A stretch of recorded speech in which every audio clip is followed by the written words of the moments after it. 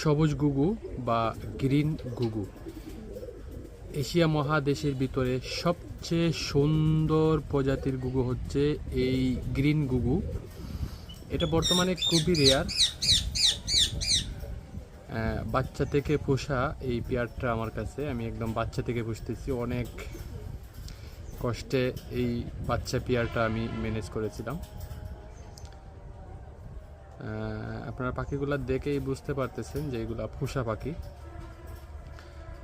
আর এই বাচ্চাগুলার বয়স হচ্ছে প্রায় 5 মাস।